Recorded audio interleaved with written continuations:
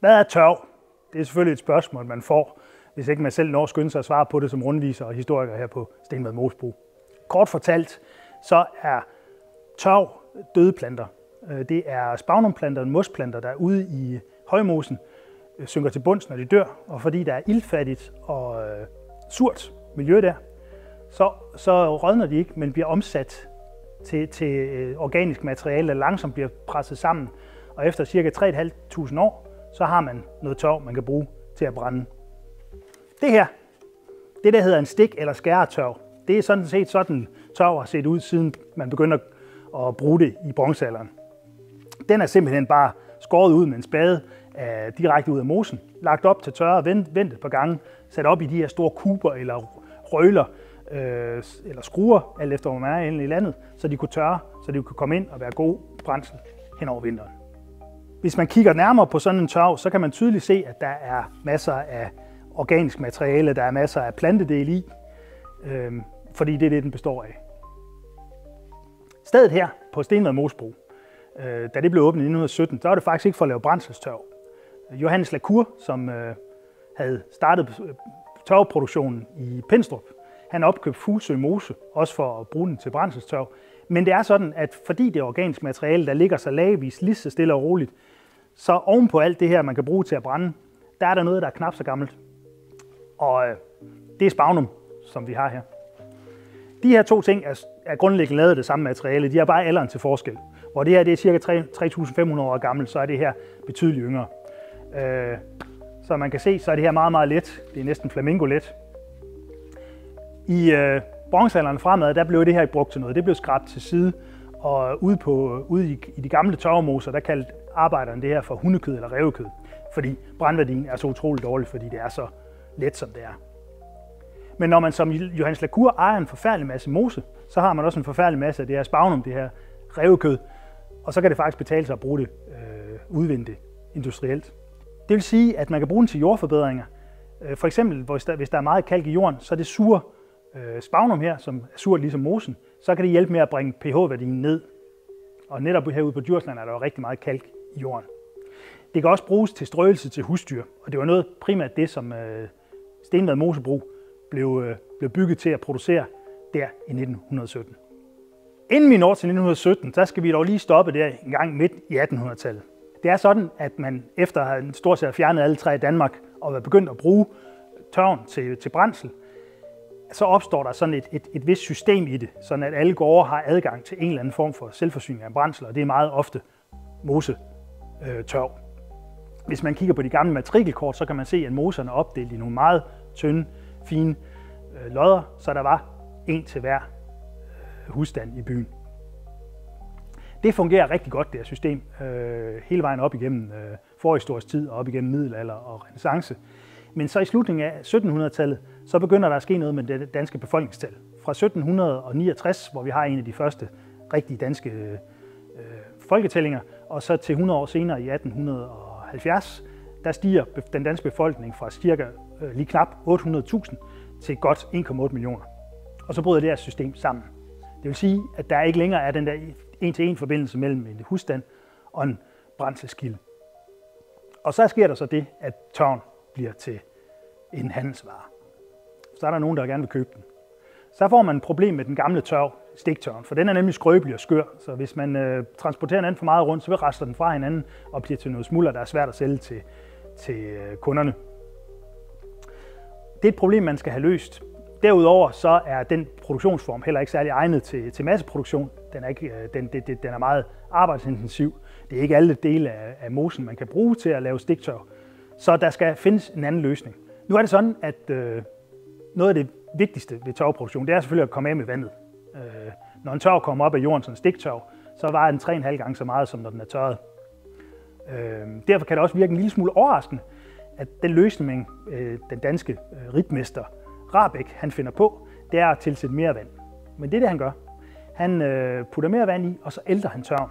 Det vil sige, så kan man få en ensartet tørvemasse, hvor man kan bruge alle lag i mosen, også det, der måske ikke vil hænge så godt sammen til stiktørv. Og så kan man ælte det med vand, og så hælde det i nogle forme, og så får man det, der hedder en æltetørv. Det er sådan en, der står her.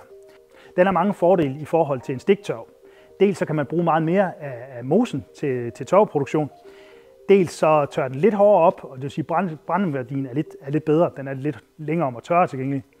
Og sidst, så knækker den ikke så nemt. Og det er faktisk vigtigt, for som sagt, så var det svært at sælge i tugået tørv til forbrugeren. Her skal vi også lige tænke tilbage på, at i dag i midten af 1800-tallet, der var det danske vejsystem ikke ret godt. Man havde en tommelfingerregel, der sagde, at man med sådan en læs tørv med en hestbundet fok kunne tilbagelægge mellem 4 og 6 km i timen på de store veje i godt vejr. Og det fortæller noget om vejenes tilstand.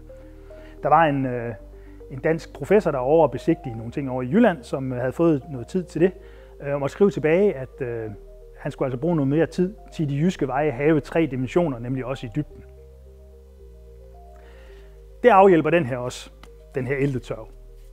Den kan holde til at transportere, og derfor bliver det den form, man går med op igennem den tidlige industrielle periode. I takt med, at landbruget blev mekaniseret og motoriseret, kunne der komme flere og flere hestekræfter på de her ælteværker, og det betød også, at man kunne putte mindre og mindre vand i, hvilket er meget smart, når det skal tørres igen bagefter. Til sidst kunne man faktisk dræne mosen, så man fik en relativt tør mose, som man raspede op, og så brugte til at lave de her æltetørv med. Det var noget, man aldrig kunne have drømt om tidligere, fordi så snart man dræner mosen, så begynder den at rådne, og det var ressourcen simpelthen for vigtig til. Men når det skal udnyttes industrielt og i lidt større skala, så kan det betale sig at gøre det på den måde. Det, der også skete der, det var, at da man begyndte at lave de her tøræltning, som det blev kaldt, så fik man også sådan en meget, meget fint tørvemel, tørvestøv, som ikke rigtig kunne binde i de her æltetørv. Og jamen, så gjorde man det, man hele tiden har gjort, så satte man endnu flere hestekræfter til, og så lavede man det her. Det her, det er et stykke formbrændsel. Det er sat under meget mere tryk, end æltetørven er. Og hurtigt fandt man ud af, at det var dumt ikke kun at smide tørvestøvet i. Man kunne lige så godt også smide alt det tørvemateriale, man havde i at forlade det her formbrændsel, fordi det er betydeligt bedre brændsel. Det kører man med, og det her, man skal forestille sig, at alle de her forskellige udvindingsformer, de lever side om side op igennem 1800-tallet. Og vi skal op her, 1911-1917, op til Første Verdenskrig, før man kan sige, at der kommer der virkelig gang i industrialiseringen af tørvefabrikkerne. Her på Stenvad Mosebro begynder man også at producere brændselstørv sideløbende med, man har sin tørvestrøelsesfabrik.